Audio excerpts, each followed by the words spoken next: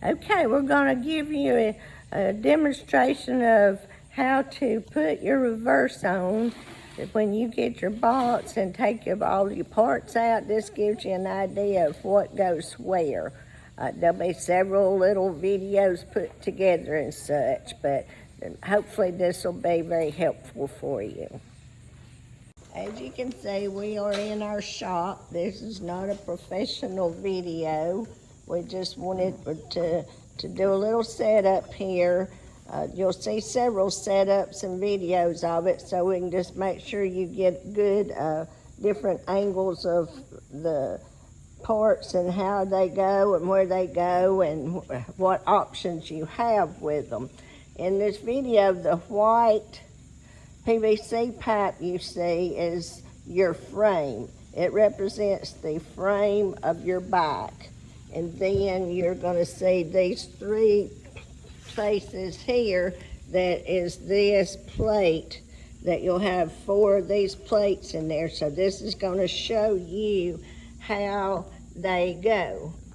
Now this one that's the larger U-clamp, you can put it on these 2 holes here, or it can slide over and utilize these other 2 holes, just according to your bike and your needs as to the placement of it.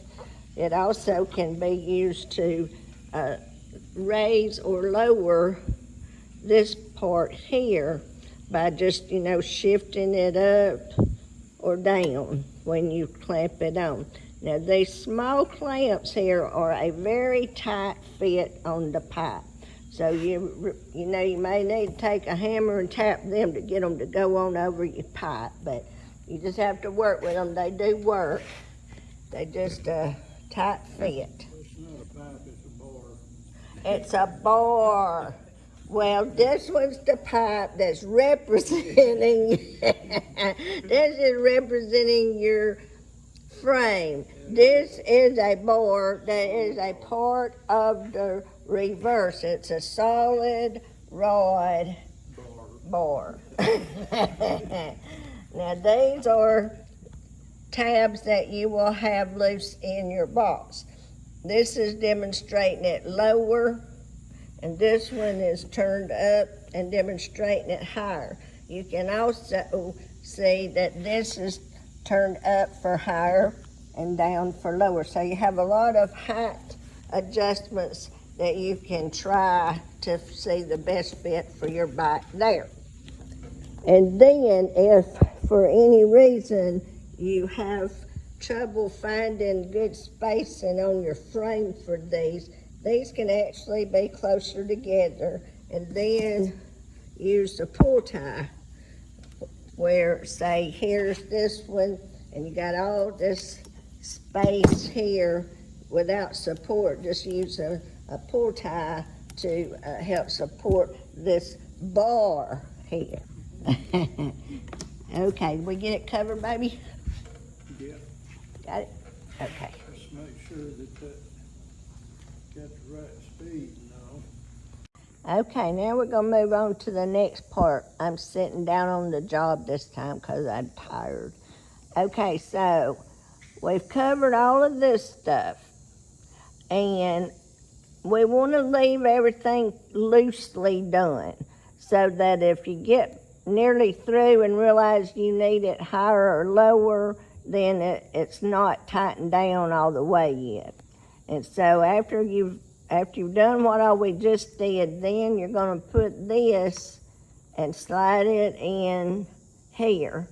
And this here is going to be center of your rear motorcycle wheel. You may see at this point that this needs to be higher, lower, whatever. But this is your next step. Okay, now we are installing the wheel onto that. We are centered of the rear motorcycle wheel, and this has holes drilled for this bolt to line up and go and get bolted on right there. It's got a lock nut. They don't want to tighten this tight till they got it. Just it's hard to move back and forth. the lock nut. Don't get it too tight because it's got to be able to move back and forth with that. Okay, here's one that looks like a longhorn steer. The horn set up, and it's going to go on the back of the wheel assembly. And this here is a 1/2-inch solid rod, just a little 1.5-inch long piece that works as your backstop, so that the wheel can only go so far, and it can't like go all the way up under your motorcycle wheel. It's going to stop at the point where you can only get like a 1/8 or 1/4 of an inch under the wheel, where your wheel is off the ground, 1/8 to 1/4 of an inch. That's what allows the bike to roll back. Okay, this is a little difficult to demonstrate because we've just got this demo set up here. He's having to hold on to the frame of your bike. But this is just demonstrating what this does. Your shifter will be right here. Your shifter is over here on that side, and the wheel actually shifts up to get up as high as you can off the ground, out of the way. And then when you shift down, the wheel goes down and back, but it's hard to show on this setup, but there you go. And then that's what your back wheel's gonna then roll up on to reverse the motorcycle. Right along in this position here is where you want your backstop to be set up at. So when you're kind of in this angle and everything, that's where you want your backstop to be. If this wheel's going too far under the bike wheel and lifting it too much, you don't want it to lift over 1/4 or 3/8 of an inch. Okay. But if it's lifting too much, then you slide that in a little bit, and that If moves it's your not going backstop. enough, just move it back a little bit. Okay, It'll be y'all just see little that? bitty increments. Okay, so that's where you want to do that adjustment. Okay, now we're at the point where we're going to put the shifter on here. Now this is your shifter, and this is, what up? I was forgetting these little shapes. Oh yeah, the collars, shaft They'll collars. They'll go on here. on, I don't have before this the space shifter, right, but yeah. they'll go on here. yeah. So, why can't we go ahead and put it on? Well, Oh, it's kind of a tight fit. They'll so have to clean anyway, that it'll some. be on. Yeah, you may have to sand this down and all to be able to get that Take a collar little lacquer on. thinner or something, wipe the paint off, and Yeah. then it'll go. Okay, and then here's your shifter bar, and it attaches, and your collar's here between them. Now on this side, if this goes in all the way against this, when you get it where you want it, you wouldn't even have to use that. This You wouldn't could- have to this use the collar Wouldn't have to. This could Okay. act as the collar here, but you do have to have it on on this that side. end to keep it But from we put two shifting. in here just in case. Okay, all right. Okay, And then, tighten it down. what you wanna do is, when you bring this up, this wants to come up and lock in, and you be just a little bit behind where your latch is, to where you put a little pressure on this, lock it in, that way it can't ever come out. Yep, it's gonna lock into the little hook. Okay, so there's, But that this, ain't no hook. well, this attaches to Oh, the bike. I can't see the hook from where I'm sitting. Oh, okay. Okay, so there's your hook, it'll hook into that, yeah. All right, I knocked it off. It'll be okay. Okay. All right. In this box here is the ball that will go on the end of the shifter. In this box are 3 different size things, and you'll put one of them on, you'll like Gorilla Glue that on here, and then the ball will screw onto the attachment. On there, if you got it rolling. What's already on here is a little different from what we're showing you will do. So you'll have these two pieces that will sandwich your peg or your running board.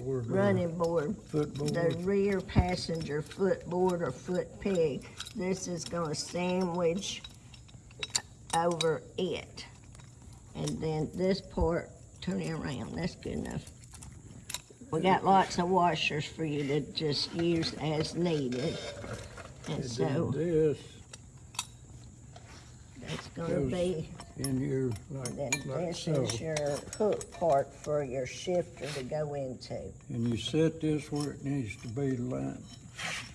So you can see on his how it fits in Really there. And you The won't be rod able to. over a little bit, so you gotta kind of pull it in to the latch. Yeah, See how it the pops out? pressure on it. Yeah, where's Yes, that so you pressure? don't have to worry about it coming loose. Because if it did come loose, and if it dropped the wheel, it'd be like you slammed on your rear brakes. Yeah, and don't know what would happen there. So you want some tension, good tension there to have to push it to get it back out of the hook. Videoing. Hold the latch, kind of where to be. Cut them out off of the passenger footrest, somewhere in here.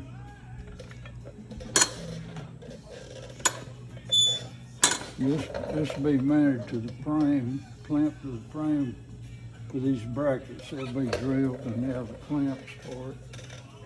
So you just clamp that to the back, to the frame of the bike. That does it, don't it? This right here is the backstop. That keeps the wheel from going too far under. That little bitty half-inch square. That's acts as a backstop to keep, when the wheel engages, it won't sling it out the back, you know? And it's adjustable, so you can adjust how much you want it to lift the bike wheel.